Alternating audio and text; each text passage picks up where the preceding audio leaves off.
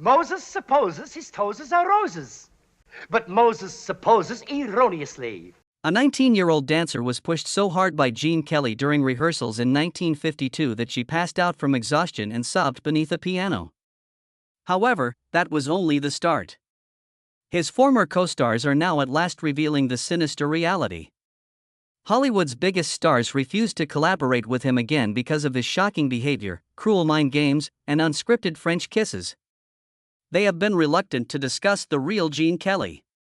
He was born on August 23, 1912, into a vibrant Irish-American family as the third of 5 children. James, his father, was a phonograph salesman. Harriet, his mother, was a great theater and music enthusiast. She made sure all of her kids learned to sing and dance because she thought that the arts were just as vital as academics.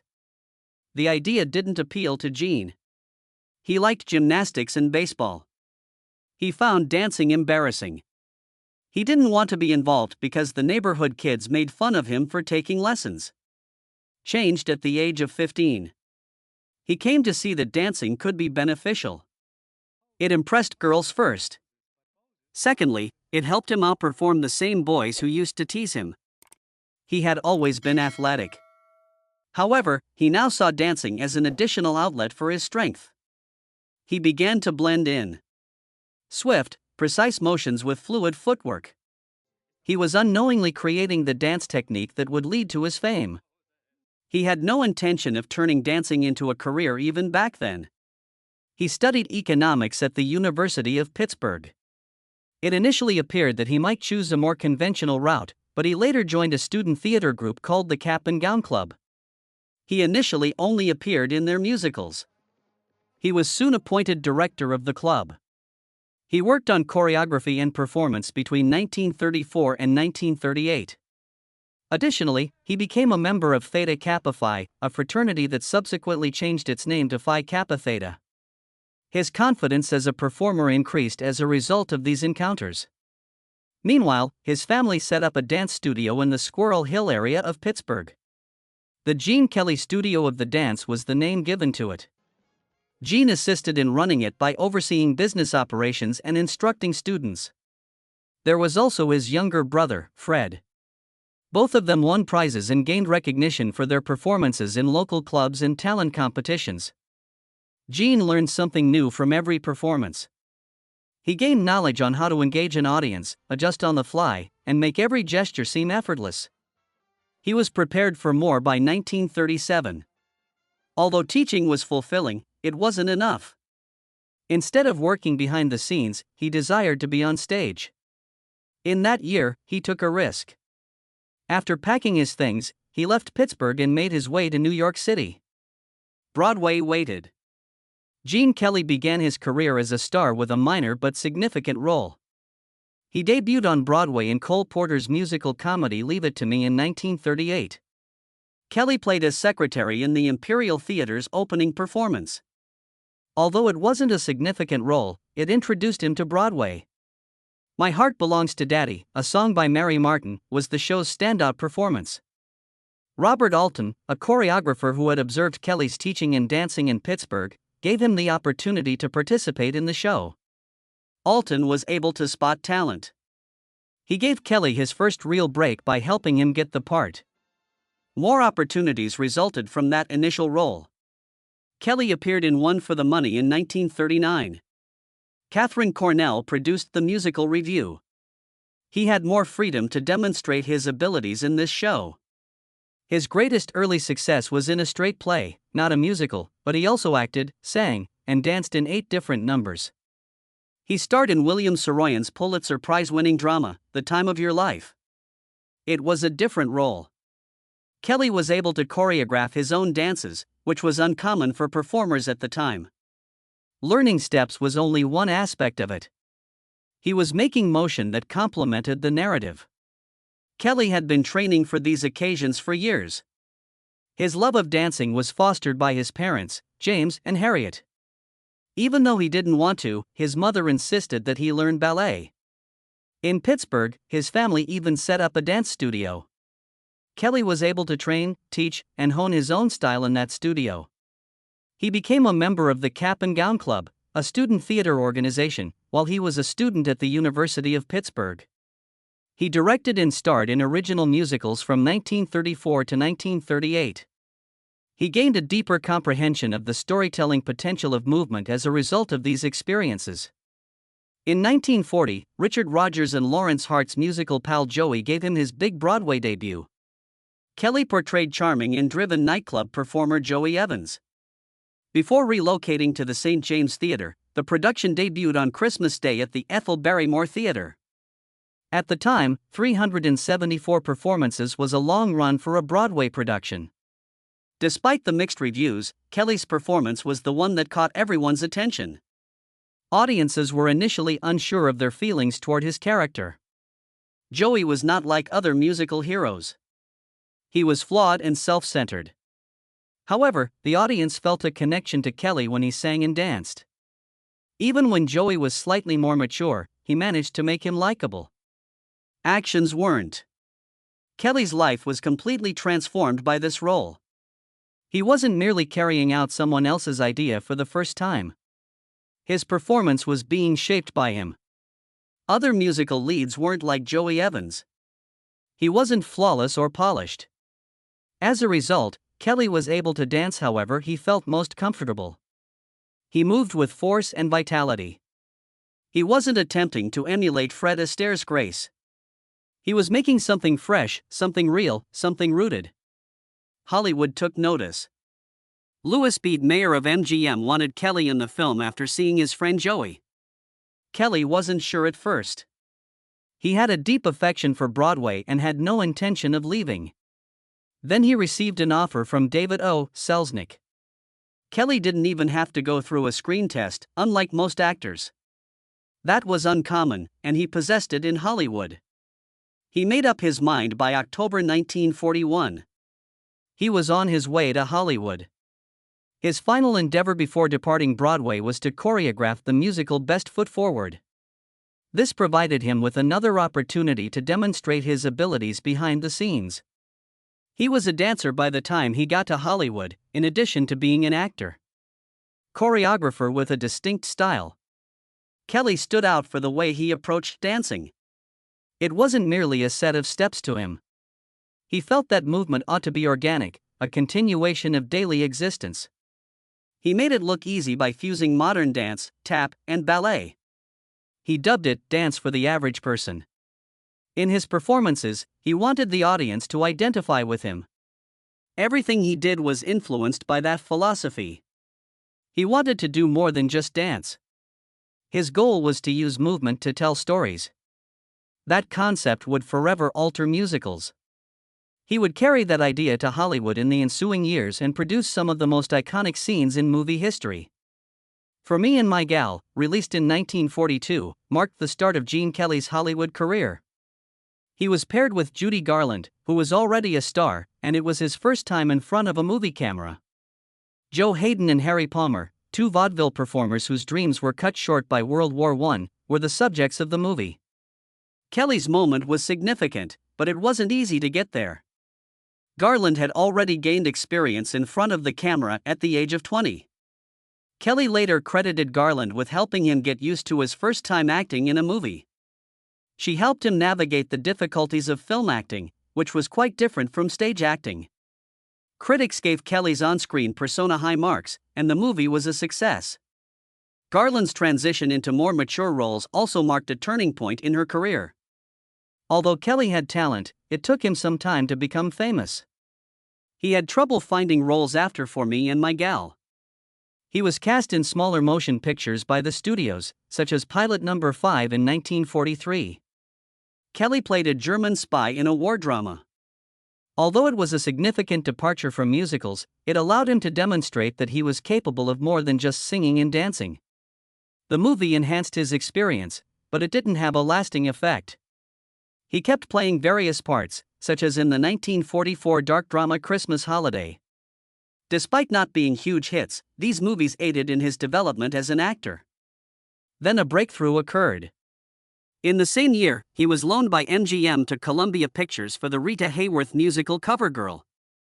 Everything changed because of this movie.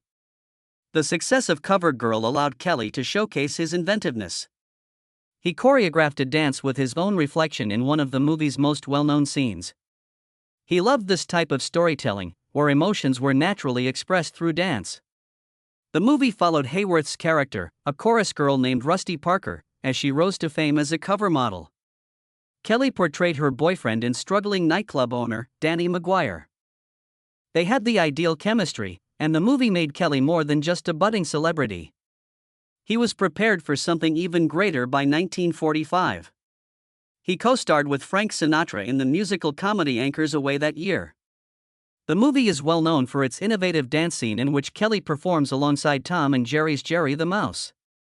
Walt Disney initially objected to the idea of using Mickey Mouse. The scene was made by MGM animators Joseph Barbera and William Hanna after Kelly pushed forward. It was a tremendous accomplishment, combining animation and live action in a way that had never been done before. The movie followed Joe Brady and Clarence Doolittle, two sailors, as they spent 4 days in Hollywood on shore leave. They went out to help a young boy and his aunt, who was a budding singer, find and try out for a job. It was one of the most memorable movies of the time because of the music and animation. It received 5 Academy Award nominations, including 1 for Best Scoring. More significantly, Anchors Away established a long-lasting collaboration between Sinatra and Kelly. In 1949, they collaborated once more on Take Me Out to the Ballgame and On the Town. Kelly was more than just a budding talent by that point. Even though he was just starting out, he was already one of Hollywood's biggest stars. Gene Kelly was constantly pushing the envelope. He portrayed Seraphine in The Pirate, 1948, a traveling entertainer who poses as a feared pirate in order to win over Judy Garland's character. MGM had never produced a musical like this one. The film, which was directed by Vincente Minnelli, was brash, ostentatious, and full of spectacular dance scenes. At the heart of it all was Kelly, who combined humor with vigorous physical activity. The movie didn't do well when it was released on June 10, 1948. Million to produce, but the box office receipts came to just under $3 million. It was too extravagant for some audiences. However, the movie gained a devoted fan base over time. It was one of his most intriguing projects because of Kelly's enthusiasm, the extravagant production, and the distinctive choreography. He collaborated with Stanley Donen on the Town, 1949, which was his next significant move. 3 sailors on a 24-hour leave in New York City were the subject of this musical, which was set in actual places. Kelly and Donen took their cameras into the streets of New York, whereas most musicals were shot entirely on studio sets. The opening song of the movie, New York, New York, perfectly encapsulated the vibrancy of the city. Audiences adored it because it was novel and thrilling. Kelly and Donen collaborated once more on the iconic 1952 movie Singing in the Rain. It chronicled Hollywood's shift from silent to sound motion pictures. Kelly portrays Don Lockwood, a movie star who was having a hard time adjusting. Together, he and his co-stars Donald O'Connor and Debbie Reynolds produced some of the most iconic scenes in movie history. Kelly dancing in the rain is, of course, the most well-known scene. Filming it was exhausting, but it appeared effortless. Kelly performed with the same vigor and charisma that made him a star, despite having a high fever that day. The movie did well when it was first released, but it wasn't immediately a classic. It is now regarded as one of the best musicals ever produced. With It's Always Fair Weather, Kelly and Donen adopted a different strategy in 1955. It wasn't your usual feel-good song. After 10 years apart, 3 war friends reunited to discover that their lives had diverged. Former soldier and TV personality Doug Hollerton was portrayed by Kelly. Although the movie featured some amazing dance sequences, such as one in which Kelly skated, its tone was more somber, examining themes of lost hopes and disillusionment. Audiences weren't as enthralled, but critics valued its depth. Compared to Kelly's earlier musicals, the movie didn't have the same level of commercial success. It is still among his most intriguing endeavors, though. It demonstrated that musicals could address difficult subjects and genuine feelings while still providing excellent entertainment. In 1951, Kelly collaborated once more with Vincente Minnelli on An American in Paris. a movie that went on to become one of the decade's biggest musicals. It followed Kelly's character, an American soldier in Paris, as he develops feelings for a young French woman. The 17-minute ballet at the end was the film's high point, despite its romance, comedy, and stunning dance sequences. Kelly's masterpiece was this sequence. Shot on 44 intricate sets and meticulously choreographed, it was aesthetically spectacular. The final product was unforgettable, but the entire production cost almost $500,000. The movie became one of Kelly's greatest successes and took home 6 Academy Awards, including Best Picture. When Gene Kelly made the decision to work behind the camera, he was already a Hollywood legend. He had made history by dancing, but directing offered him a fresh perspective and authority over a movie's overall concept. At the time of this change in his career, musicals were starting to lose their hegemony. However, Kelly never backs down from a challenge. He was a storyteller as well as a performer, and he took on projects that put his abilities to the test in novel ways.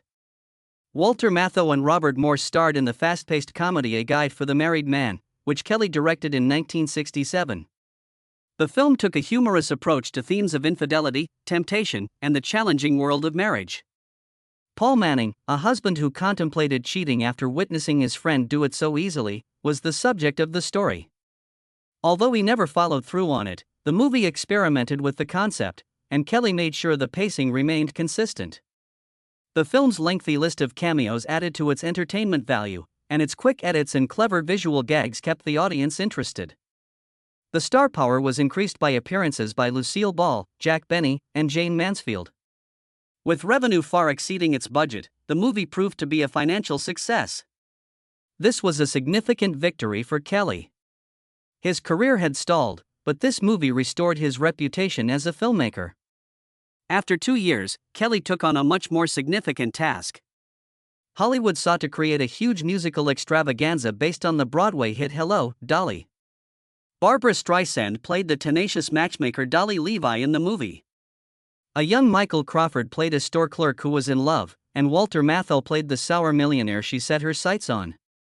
The iconic title song was even performed by the legendary Louis Armstrong. Kelly had experience with musicals, but Hello Dolly was a whole new level. The sets were huge. The extravagant costumes included sizable crowds. Everything had to be flawless. Kelly was able to pull it all together thanks to his background in choreography. The film didn't feel like a collection of disparate performances because the large musical numbers merged perfectly with the narrative. Streisand's casting was one of the most talked about aspects of the movie. At the time, she was only 26, far younger than the Dolly on Broadway. She wasn't the right fit, according to some critics, but Kelly had faith in her. Throughout filming, he collaborated closely with her, assisting her in bringing charm and vitality to the part. The movie won 3 Academy Awards and received numerous nominations, including Best Picture, in spite of its initial negative reviews. It eventually rose to prominence as one of the most popular musicals of its time. Kelly came up with innovative ways to revive the genre even as traditional musicals began to fade in Hollywood. He started working on That's Entertainment, a documentary series honoring vintage MGM musicals, in the 1970s. Clips from classic movies like Meet Me in St. Louis and An American in Paris were shown in the series. In addition to hosting and narrating portions of these movies, Kelly also shared behind-the-scenes information. His participation gave the show a genuineness that appealed to viewers who enjoyed vintage Hollywood. A perfectionist, Gene Kelly was. He demanded a fantastic performance rather than merely wanting one. Every scene had to be better than the last, every step had to be perfect, and every movement had to be precise. However, it also made him challenging to collaborate with. His co-stars were frequently pushed to the edge of their endurance, at times to the breaking point. While filming Singing in the Rain, Debbie Reynolds discovered this the hard way. Kelly expected her to match his skill level despite the fact that she was only 19 and had virtually no dance experience. 15 hours were spent on rehearsals. Routines were exhausting. Her feet would be bleeding by the end of the day. She subsequently referred to him as a cruel taskmaster since her efforts were never sufficient. She had been questioned by Kelly from the start. He was clear that he didn't think she was the best person for the job. Reynolds, however, was not going to give up. Determined to disprove him, she endured the pressure and the pain. She would practice in secret even after long rehearsal sessions, occasionally sobbing under a piano from exhaustion. She acknowledged years later that it was more difficult to survive Kelly's training than to give birth. The challenges, however, went beyond the physical. When they shared their first kiss on screen, Reynolds anticipated a straightforward, rather, Kelly surprised her by transforming it into a passionate French kiss. She was taken aback. She was already under a lot of pressure because this was her first significant role. However, Kelly was the highlight. In addition, he served as co-director. There was nothing she could do but comply. Actresses who had trouble with him were not unique to her. Working with Kelly on Take Me Out to the Ballgame was a terrible experience for Esther Williams, an actress and former swimmer champion. He was always trying to make their dance scenes look good because he was insecure about her height. Was excessive. She felt like an accessory to his performance, Williams later said. Kelly's need for control extended beyond the realm of filmmaking, rather than being an equal. He approached everything with a competitive mindset. Even a friendly game of volleyball turned into a conflict. He once broke his ankle during a game because he played so hard. He had to win, it wasn't just about having fun. He was a pioneer in Hollywood musicals because of that same drive, but it also made him exhausting to be around. While he was in charge of Hello, Dolly! Tensions were high in 1969, particularly between him and Barbra Streisand. Despite being new to film, she didn't hesitate to express her opinions. She described an instance in her memoir where Kelly was particularly unforgiving of a female dancer. She confronted him. However, he disregarded her worries. He had always insisted that his dancers undergo rigorous training because he thought it was essential. The situation was exacerbated by the film's other star, Walter Matthau. He openly disparaged Streisand and showed no patience for her. He always pushed back when she voiced her good ideas. He questioned why she even had a say in the movie after one particularly heated argument. It was hard to ignore the animosity on set. Hello Dolly was a success in spite of everything. Award, but she was shaken by the experience. She had to struggle to be heard because Hollywood was still a man's world. Columbia Pictures gave him total authority on CoverGirl. He created a scene in which he danced with himself using trick photography, which had never been done before. Although the outcome was revolutionary, cooperation was challenging due to his unyielding attitude. Working with him could be challenging, as demonstrated by his collaboration with Stanley Donen. Donen initially viewed Kelly as a mentor. Singing in the Rain is a classic, but as Don and Kelly gained confidence, their relationship deteriorated and Kelly found it difficult to share creative control. Eventually, their partnership came to an end. Kelly challenged everyone around him as well as himself. But beneath his self-assurance was another side of him.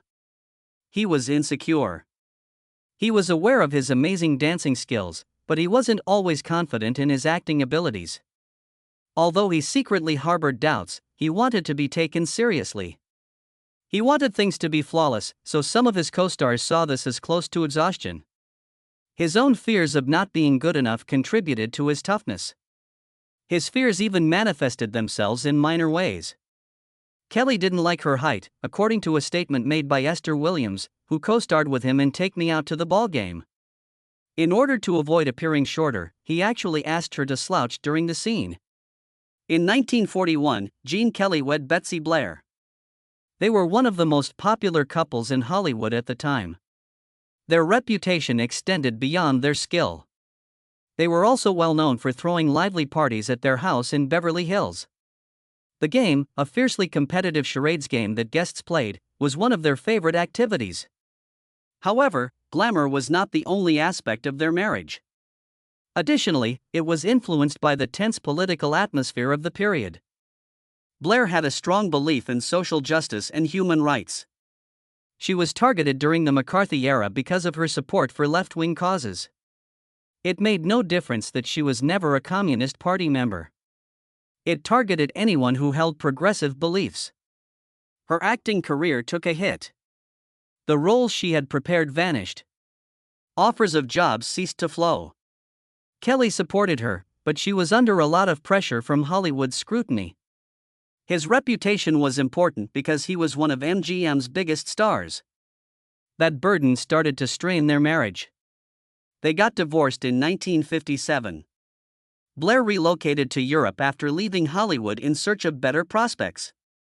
She discussed her years with Kelly in her memoirs. Despite his encouragement, she acknowledged that she frequently felt eclipsed by his achievements. Mrs. Gene Kelly wasn't the only name she wanted. She desired to be herself. Kelly married Gene Coyne 3 years later. She had collaborated with him for years as a dancer and choreographer. Although she had previously been married to Stanley Donen, a director, she had a much longer history with Kelly. In Pennsylvania, they first met at his family's dance studio. They had been good friends for years. Kelly's life changed after she got her with Coyne. He put more of an emphasis on his family and took a break from the hectic Hollywood lifestyle. Bridget and Timothy were their 2 children. To raise them, Coyne sacrificed her own career. Kelly chose jobs that allowed him to remain near his home and took on fewer projects. He wasn't just considering his next big movie for the first time. His family was the center of his life, but they didn't spend much time together. Coyne received a leukemia diagnosis in 1973. She died that same year due to the rapid progression of her illness. Kelly was devastated by her passing. As a single father, he continued to work in film while raising their kids. His priorities had shifted. Family came first. He declined jobs that would require him to spend too much time away from home. According to his children, he was always there for them, even though he was famous. Coyne and Kelly's marriage was not without its problems. Stanley Donen, Kelly's longtime creative collaborator, was her spouse. They had collaborated on some of the best musicals in Hollywood. Their marriage wasn't the only thing that ended when Coyne left Donen for Kelly. The professional relationship between Donen and Kelly was also terminated. Such individual choices had long-term consequences, and Hollywood was a small world. However, it wasn't about career advancement for Kelly and Coyne. It had to do with a bond that predated their romantic relationship by a long way. Kelly had 3 kids. Bridget and Timothy from his second marriage, and Carrie from his first. He concentrated on being a father after Coyne passed away. Even though he was already a Hollywood legend, he no longer craved attention. He made thoughtful work choices, steering clear of tasks that would require extended absences. He spent a lot of time with his kids, as they later mentioned. His profession had been centered on storytelling, rhythm, and movement. Ultimately, though, his family was his top priority. Kelly's health started to deteriorate by the 1990s. He experienced a stroke in 1994. In 1995, he suffered a second stroke that left him seriously weak. He was cared for during this period by Patricia Ward Kelly, his third wife, whom he had married in 1990. His health kept getting worse. At the age of 83, Gene Kelly died in his sleep on February 2, 1996. Hollywood lamented a legend's passing. The industry as a whole offered tributes. His co-star in Singing in the Rain, Debbie Reynolds, referred to him as a mentor and a genius. He had revolutionized dance filmmaking by fusing artistry and athleticism in a way that had never been done before.